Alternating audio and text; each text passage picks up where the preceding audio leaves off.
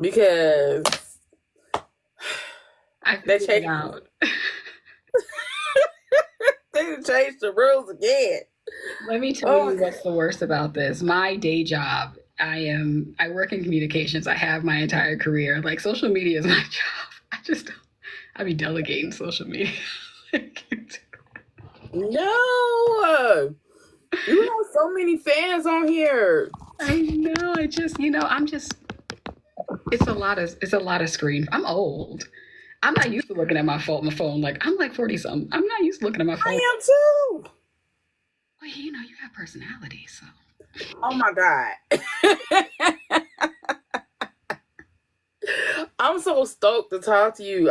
I'm like a big fan of yours. Like your alien romance, vampires, witches, everything. It's just like that's my thing. And my first time reading was your Black Girls Off World series. All those alien. I when I read the first book, I think it was the Thrasher series. No, I mean Thrasher book.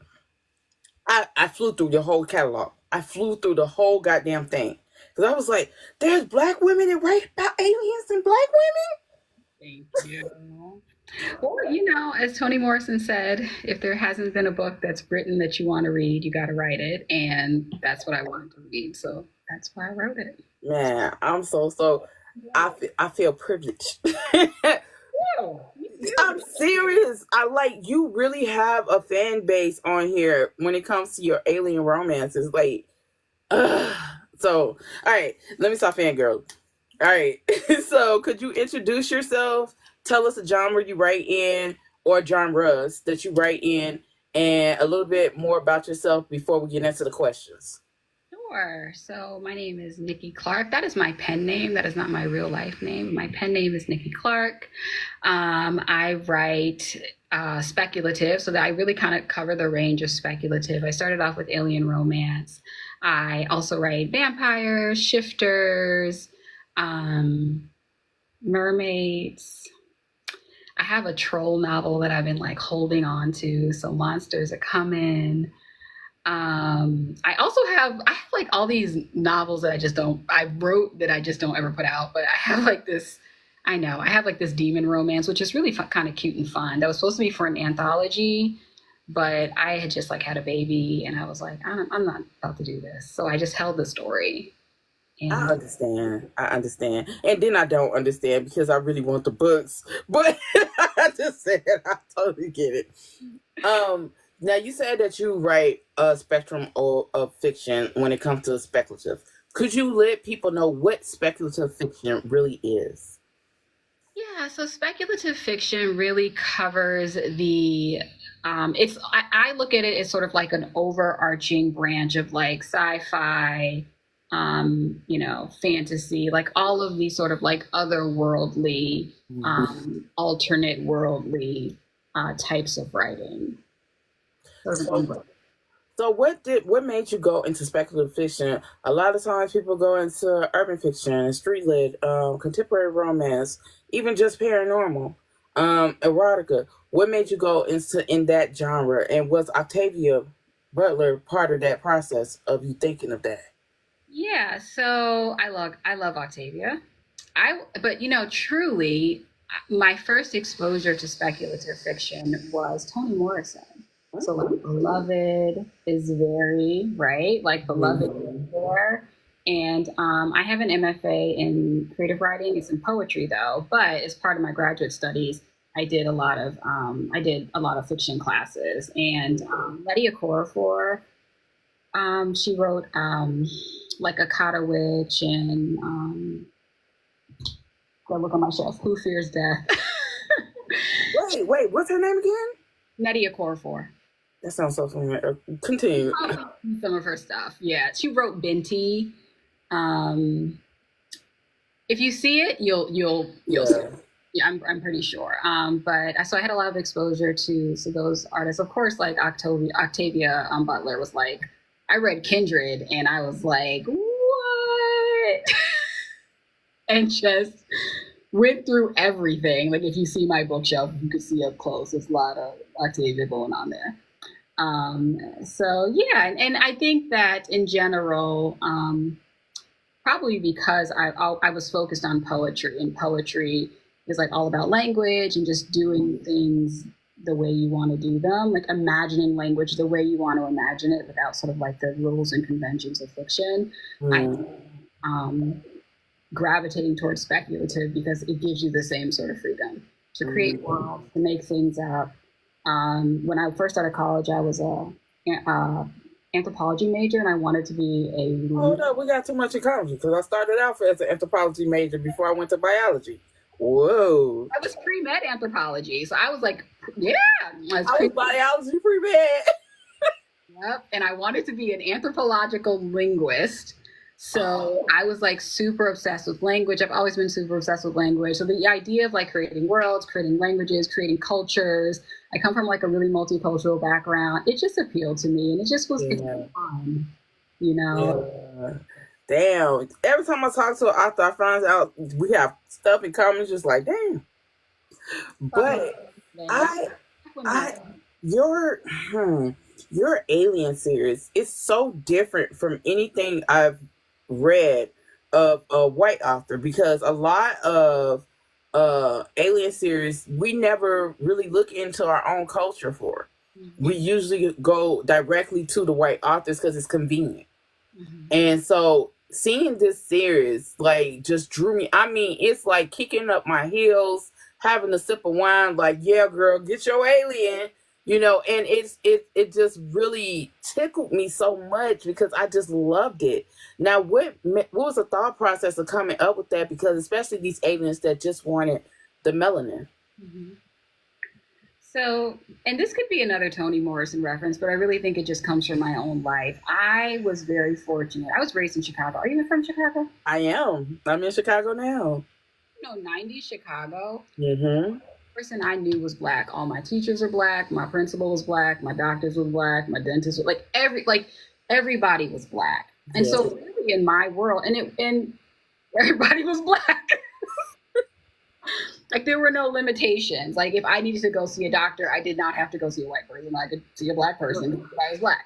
Right. And because of that, I really do only imagine worlds with black people. And I imagine worlds where black people are, the most appealing. And I imagine, well, I don't even have to imagine it. Like that's what's real for me in Right. my life. And so it stands to reason for me that would also extend to the universe because, why not? You also gave these aliens it's like dealing with a lot of topics that are realistic, from the way they look, the way they love, um being seen as outcasts, stuff like that. How do you tie in realism with your fiction?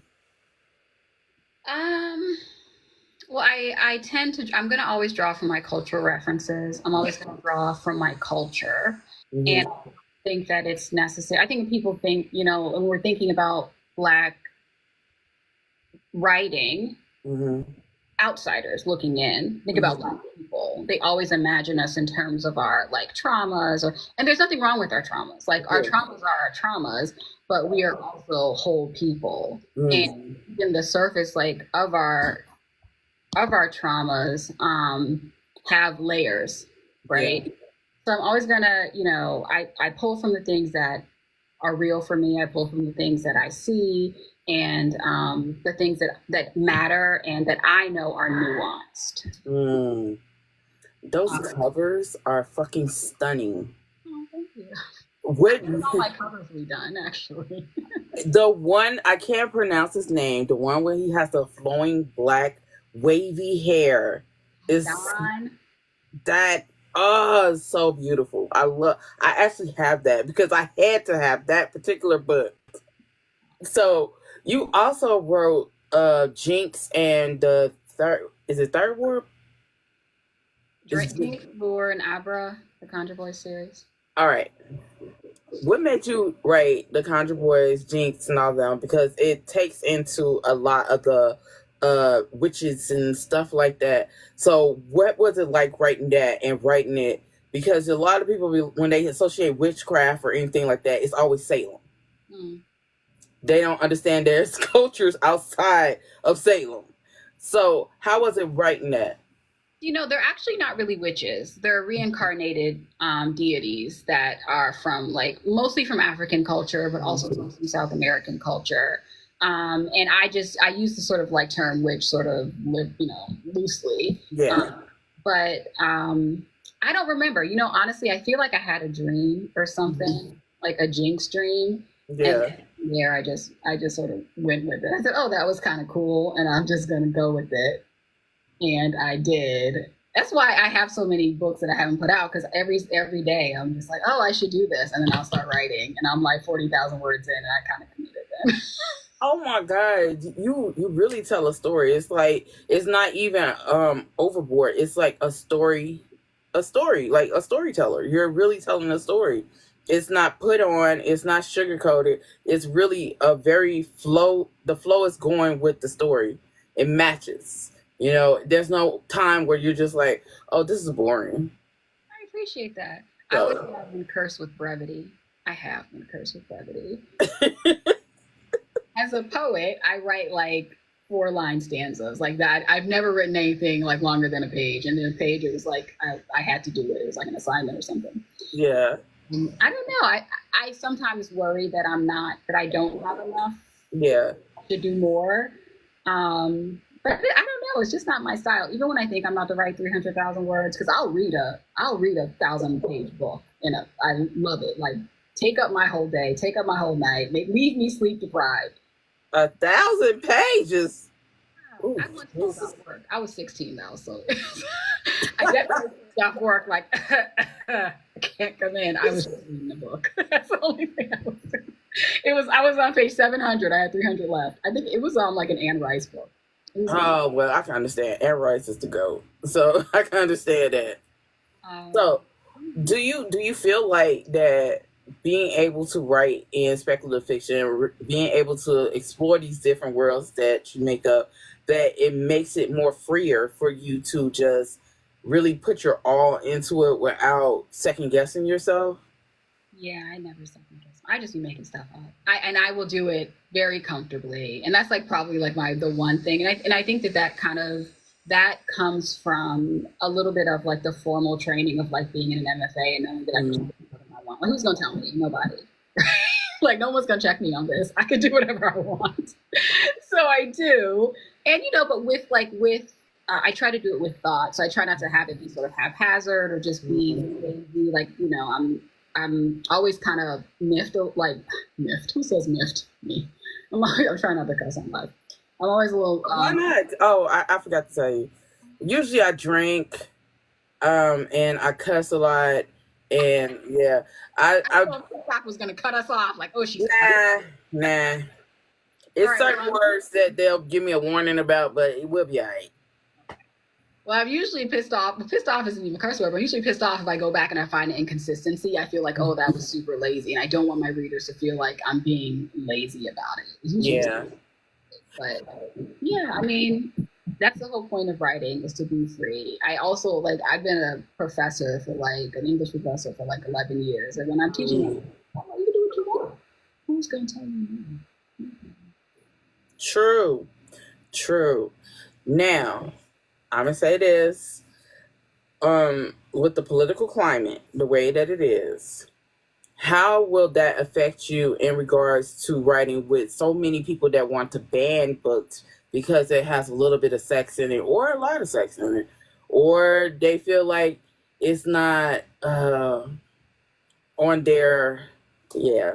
So how do you feel about the climate of that as a writer, as someone who is also a professional in English? Mm-hmm. How do you feel about that? And what are your thoughts? I don't care. I don't care. Whether we realize it or not, any Black writer who's producing books about Black people is an activist. I truly believe that. Like any Black person who's creating art that's for Black people is an activist, right? Because all of these things are meant to to me, like they're meant to do a lot of things, like very tangible things, like deconstruct systems and decimate people's stability, but they're also meant to steal people's joy. And I feel like the writers and the artists are the joy bringers. And that means you're gonna get 20 pages of some woman getting dipped down by a Korean, that's what. And I don't care. Like, ban my book. I don't care. And I don't think that, and in terms of being a professional, literature is literature. I don't put hierarchies on literature. It's like I got Tony on my shelf. I got myself on my shelf. I have other writer friends on my shelf. I have tons of people. I got James Baldwin on my shelf, I can fill up a whole shelf with James Baldwin, but it doesn't make any of those writers less important or less meaningful. And, so what does it to you? You said that being black and being in literature is actually being an activist, which is true. Because you are expressing your words and saying what you need to say, regardless of what the system may say. It's the freedom of speech, but it's also just the freedom of being self. Yeah. So how do you remain on that wavelength without getting down on yourself because of the circumstances around you? You said you don't care, but your people, when it brings them down, just like the election. Let's just take the election first. Everybody was down and out for a minute. If you were black, if that was the way you voted, you were down for a minute. How do you maintain a level of I'm black and I'm proud, and I'm going to continue this activist mentality regardless of what the fuck is going on around me? Mm-hmm. So I will say I was not a person who was down and out, and that's not because I would ever vote for that man, because obviously not, but because I don't trust whiteness. I'm just gonna go ahead and say that. I wasn't banking on it. I was not surprised. I was like, I went to sleep. I went to bed because I had work in the morning and I woke up. I wasn't gonna sit around trying to, pretend like I was, waiting on, a group of people. There's a very famous Baldwin quote where he's like on a TV show and he's talking. I will quote Baldwin a lot, by the way, because I feel like he's a genius. Anything he said. He was. Where he says, you're asking him to believe in something that he's never seen proof of, right? Trust himself and his family and his people to an idea and a concept that there is no evidence for. So I wasn't down and out about it.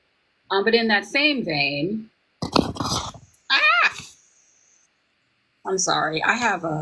This is how much I don't do TikTok. I have one of those things that tells me to get off TikTok. You've been on it for 20 minutes, get off. But in that same sense, it's so hard for me to say something any deeper than I don't care. Like when I tell, for one, I feel like Black people are magnificent. We're magical. We are magical. No, we are magical. Okay. Yeah. We are extraordinary. And while I don't feel like that means we should have to endure the nonsense that we continuously endure, right, we're also magical. So what I'm not going to do is smother my magic. I'm not going to, I think that there is a almost fail safe a little bit. We're not in the places of power where we need to be to really control all the large mechanisms, right, that affect people's lives. But on our everyday, I'm going to have joy. My child's going to have joy. I'm not going to, and I'm just going to keep doing what I do. That's really it's not all I can do, but it's what I can do right now. And it's just what I do. So yeah, it's really the only way I know how to be. It's so funny. I was talking to my best friend about this earlier. It's we've sort of been forced to sort of endure this space, but also get to choose how we exist in it. I see a lot on here where it's, you have some people who are Black and white say, books shouldn't be political. I'm trying to go to an escapism type place. Everything about literary is political. Every fucking word on a page is political. Even white books are political. The Bible is political. You know what I'm saying? So there is no way around it. But with speculative fiction, you get political and you get escapism all at the same in the same token. Do you agree with that? I do. So this is the thing, right? Like someone can write something like The Lord of the Rings and has all these allegories and has all these allusions to like all of these things, and people are attracted to that. But when Black people do it, somehow it's like too shocking and it's like upsetting because I don't want to have to read about real life. Well, then stop making real life like this. Right, right, right. Complain about it and just make some changes. But I do. I think that like I said, I don't dwell on the trauma aspects in the way that I feel that not a lot of like Black writers, but right. White writers are writing Black people, the things they focus on, right? Mm-hmm. But it's important for us to see our lives. Like, I don't want to read a book and feel like I have to take on a British accent. I'm not British, right? Like royalty, I don't have to be like, oh, yeah. You can be royal if you're walking around talking like the Queen of England. Like, yeah. I'm going to take all that out, right? But I'm also going to have things that are familiar to you. I'm also going to have the references that give you a connection to a story. We're also taking you off world, Yes. Yeah. I like I said, I love that series so fucking much because it just, anytime a Black woman can be loved right, I don't give a fuck if it's an ox. Anytime a Black woman can be loved right, that's why paranormal and speculative fiction is some of my favorite genres. Anytime a Black woman can be loved right, it's a A+ for me. Yeah. And I know that a lot of people are quick to put trauma on top of anything that is regarding to Black. But what is trauma really? What is trauma? Is trauma living? Living is trauma. Every day is trauma. You know what I'm saying? So what is trauma really? So what are your thoughts on that? When people are just like, oh, I really don't want to get into, this speculative fiction alien romance because it might have too much trauma in it, but then turn around and read Lorelei, J.R. Ward, and say, that's an awesome book. Yeah. I think it's a fine balance. So, the truth is that culturally we have a lot of trauma, right? Like that's not all. It's not even like a tenth of what our experiences are. So I'm not going to dismiss it, but it's a real thing. But personally, my approach was always that, well, for one, I've seen Black women loved right, mm-hmm. which is like life altering, whether you've experienced it or not, which I've been fortunate to have, had some really good. I'm not married. I ain't never been married. When I tell you, I've had like some of the loveliest relationships ever that, we're just like, I don't want to see you for the rest of my life. It's been a great time. It's been a great time. And having experienced that, and also knowing that, that sometimes we need to know what that looks like. And writing was an opportunity for me to put that on the page, right? To say that, like, this is what it looks like. This is what it feels like.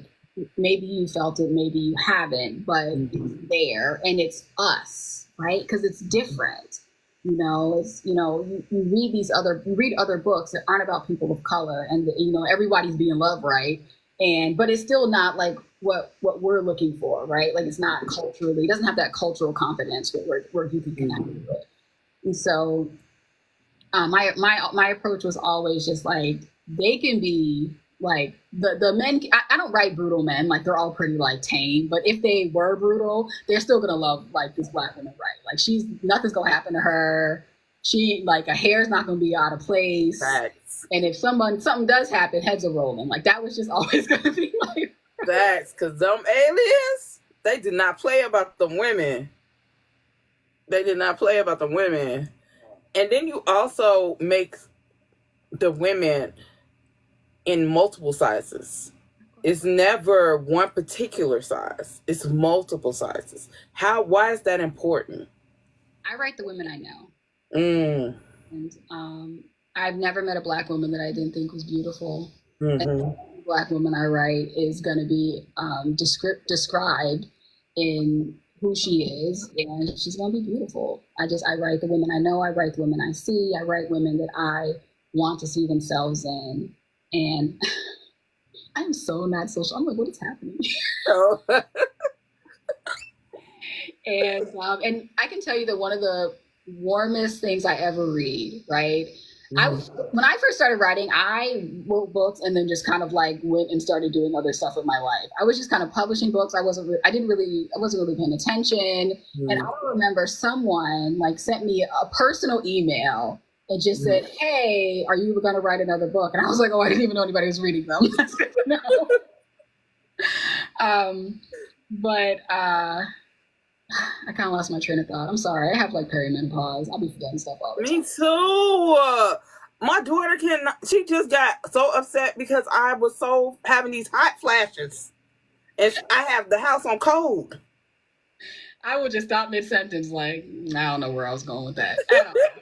But I think the question was about like how I'm writing women. And I was saying the greatest compliment I can get is when Black women say that, oh, this reminds me like me and my sisters, or this reminds me like me and my friends. The women I write are me and my sisters and me and my friends. I can tell you right now, Lachey is my younger sister, Shawnee, who's just a hot mess. Okay? I love that girl. She gets on my nerves. She's so extra. Right. T is my older sister, Naya, who is like, who's like really responsible and amazing, but also kind of she's like she's the most beautiful woman I've ever seen in my life, and she's like so like ugh, she's always been so like I'm writing the women that I know, I'm writing my best friends, I'm writing all these people, and and sometimes I'm writing the women I know being loved in the ways, not sometimes, always, the ways that I feel like they deserve, that perhaps they haven't been. Yeah. And that's like, a little weird redemption that maybe is like selfish because it doesn't really do anything for them in real life. But I get to, maybe create a world where, what they deserve is what they got. Yeah. I just love your books, and it just gives so much hope. A lot of times authors don't realize how much y'all impact your readers, because you're writing the story and you put it out there, but you really impact your readers, whether it's paranormal, speculative fiction, or contemporary romance or street lit. You're impacting your readers in some way. And with me, as someone who really is like deep into paranormal and speculative fiction, you impact me in a way where seeing these Black women being loved by others, because that's how those people were looking at them in the book, like they were others. They were strange. They were different, but seeing them being loved, a Black woman, was amazing to me. And I mean loved, because, you can get loved on, but to be loved completely, like complete, is amazing. What I'm saying? I could read it in the words that you say when you talk about how they look at them, how their mannerisms is when they're around them. So it's just like, damn, now that's love. Yeah. And I don't even see them as aliens. I'm already like, that's a Black man right there. That's a Black man. That's a Black man right there. I don't even see him. I'm like, that's a Black man. I used to be so mad when I was making covers at first, because like I couldn't really, like, this was like almost a decade ago. It was like, it wasn't a ton of, like stock, like footage to like choose from. And it was always just really like not what I was looking for. Because when I say that not at any point was anybody not a Black person in my mind. Yeah. I was like, oh. Nikki. I love those books. Now, when are we getting audiobooks? Okay, so what had happened was that so like a few years ago, it's really just a logistics thing where I just will start something like, oh, I should do audiobooks, and then I'll forget. And then I'm just like, oh, I should do audiobooks, and I'll just forget. And also I was having a really hard time finding appropriate people, because again, you know, I'm looking for something very particular. Like, I don't want, if you're alien, I don't like, and you think, oh, like alien, I want people to sound a certain way. Yeah. And, you know, and unless it's going to sound the way I want it to sound, I'm very hesitant to do it. But I realize just in terms of like accessibility and like all of these like real things that, you know, I want people to have access to my books in those ways. So I'm working on it. I'm going to do it. I'm not in that effort. I just have to. Well, Professor, I'm gonna have to give you some homework.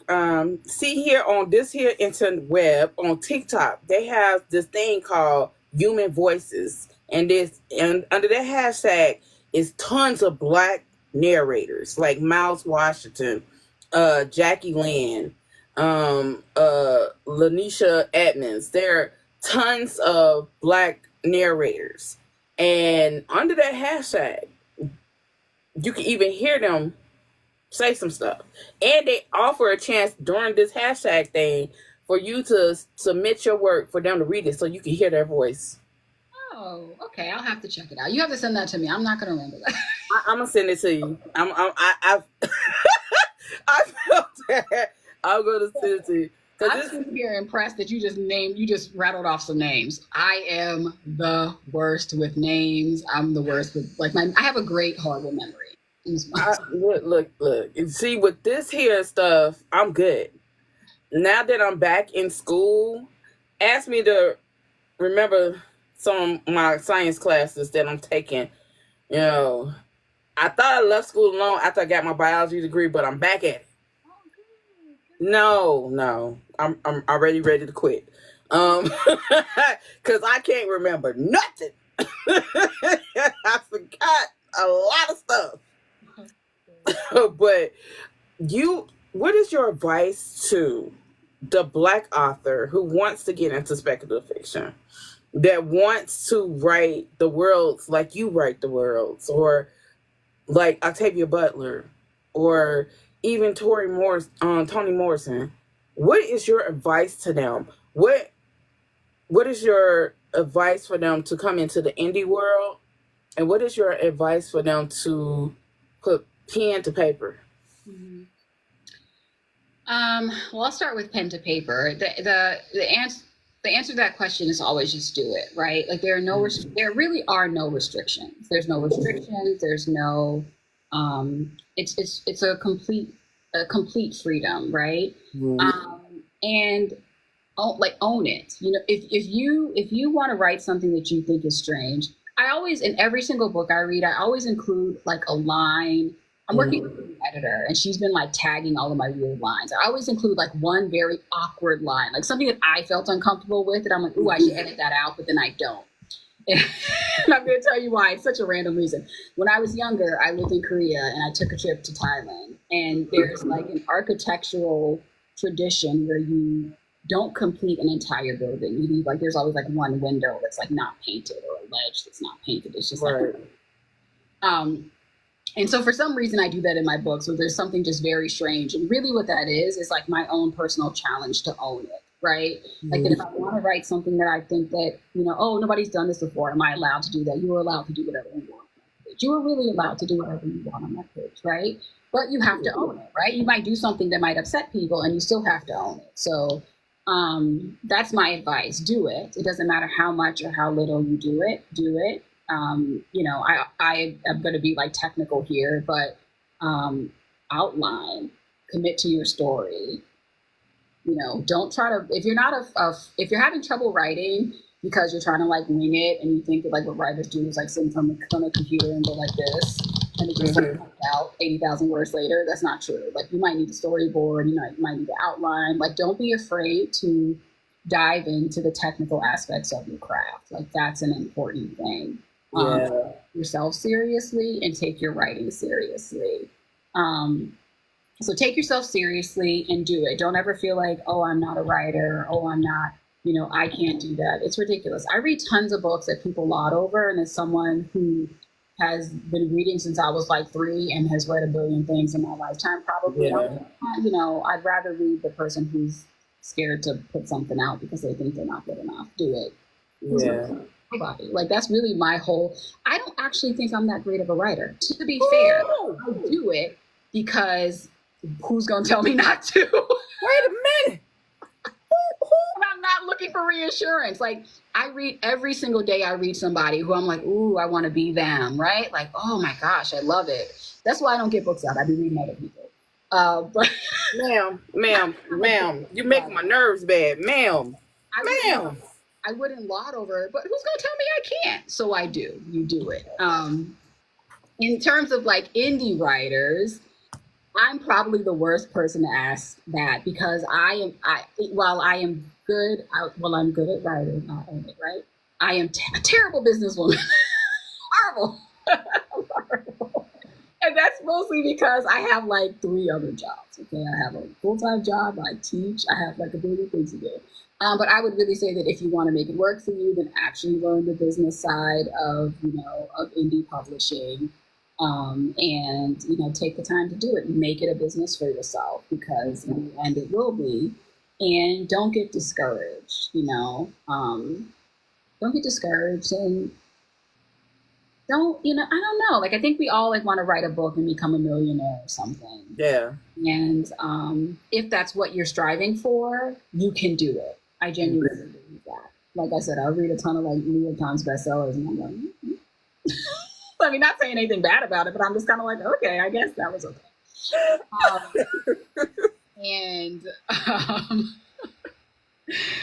And you can do that, but that also takes commitment. So, you have to be honest with yourself about your capacity and your capabilities, but also, don't give up.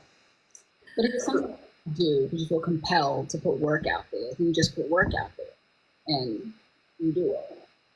So the last 2 questions I have for you.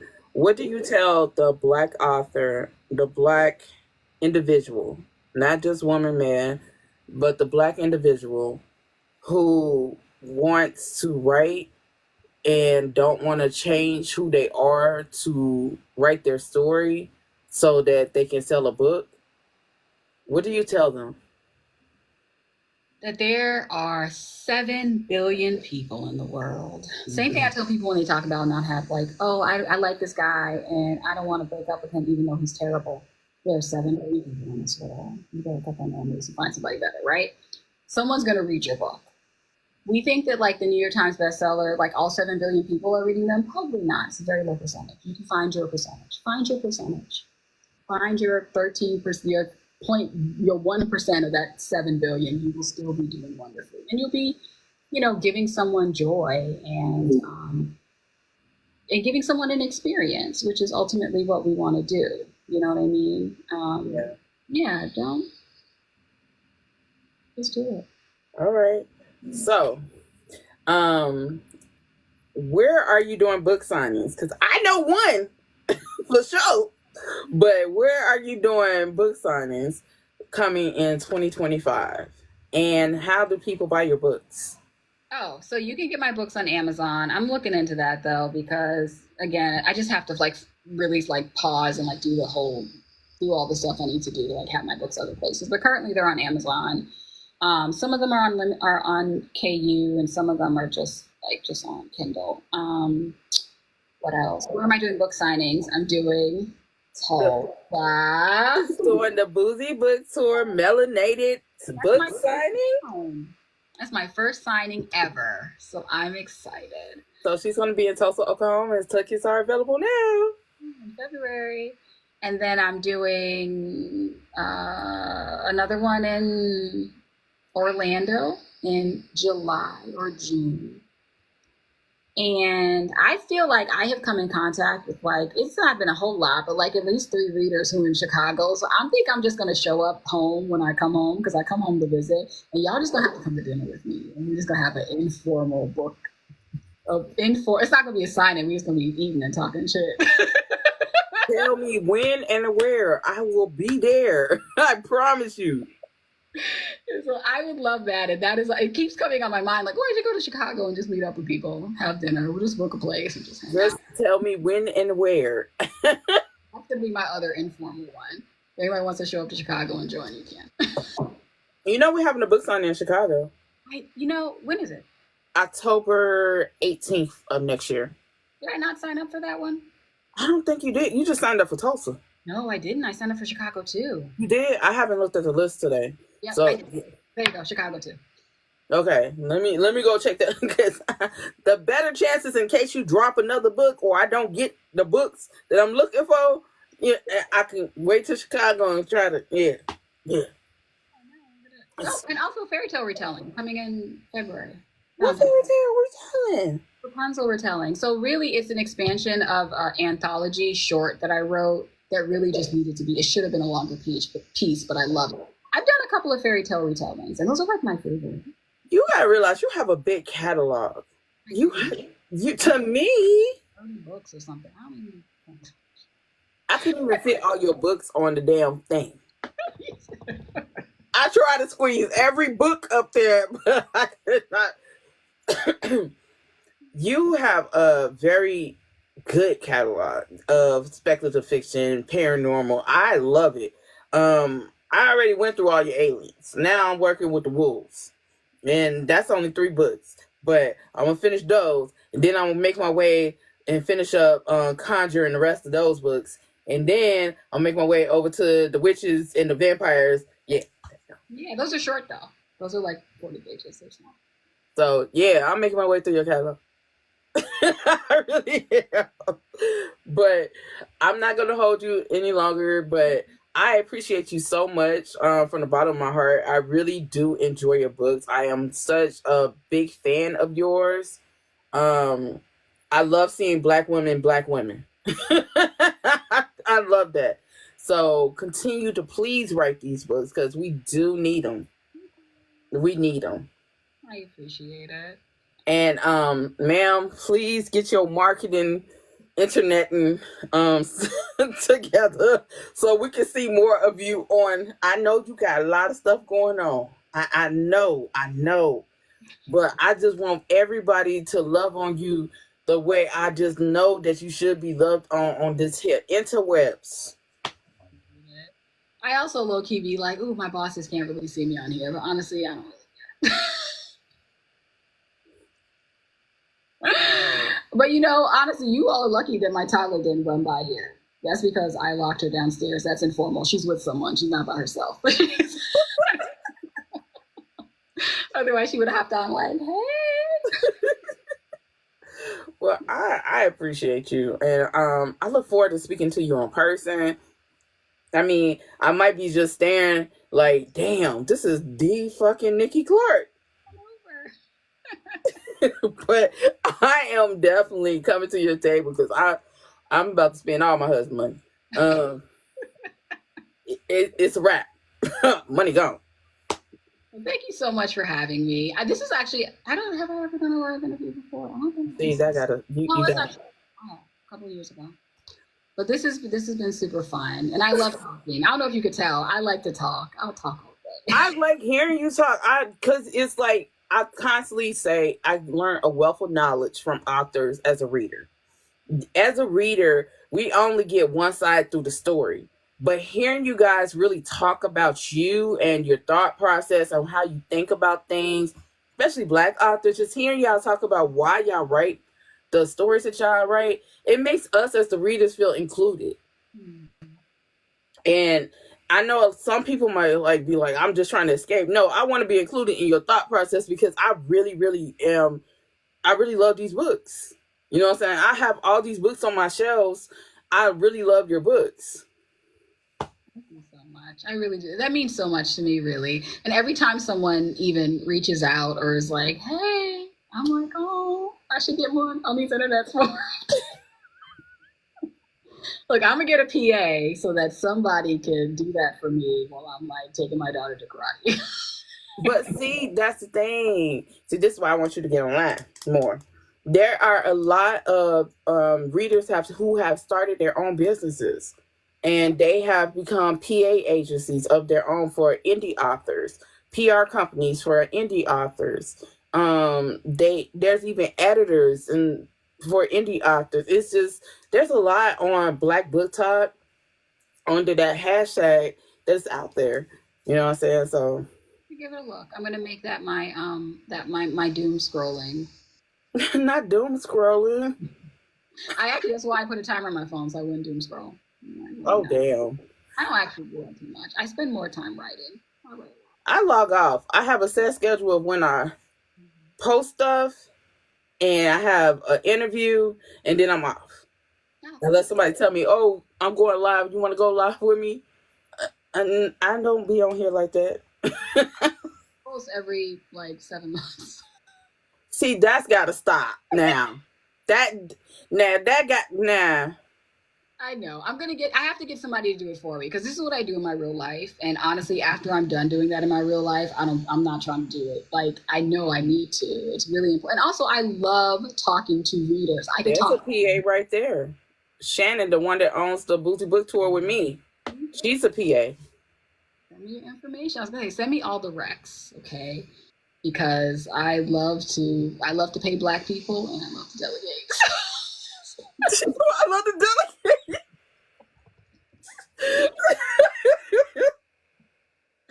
I just, anytime, one thing about me is that anytime I'm on here, if I see somebody in the comments that I know does something, I try to let the author know, hey, this person does that. That's why I was like the hashtag, because Charlie Woods came in here and she's a narrator. And she narrated Ketanji Brown's biography type thing. And she has an amazing voice and a unique voice.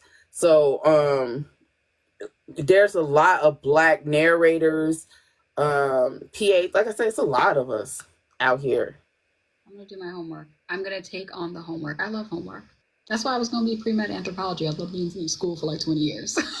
I wish I would have just stuck with anthropology instead of going to biology because this shit's stressful. It's stressful. I loved biology too, though. That anatomy class, I know that teacher, but he was so sick of me. He was like, if you don't stop loving this class so much. I loved bio. I loved chem. Like, oh. I retook Chem 1. I didn't even need it. I was like, that was just a real fun class. I hate chemistry. I hate organic chemistry, but those are the things that's part of everything that I'm doing. So, yeah. Joy. Well, if you want to commiserate over how much you hate chem, but I love chem.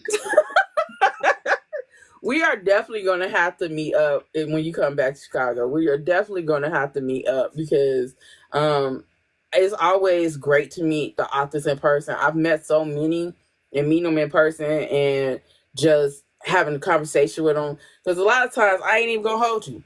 A lot of us readers be looking at y'all like, y'all celebrities.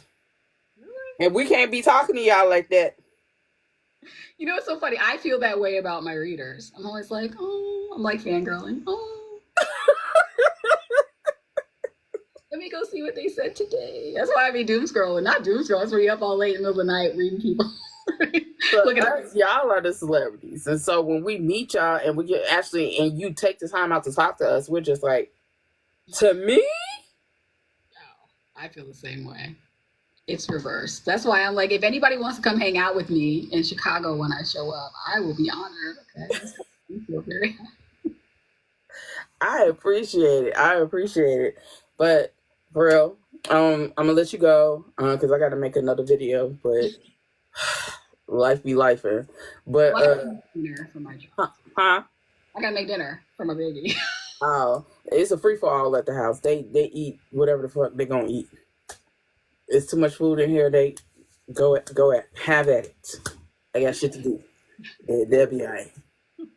But thank you once again. I look forward to seeing you in Tulsa. And now that I know about Chicago, I look forward to seeing you in Chicago. And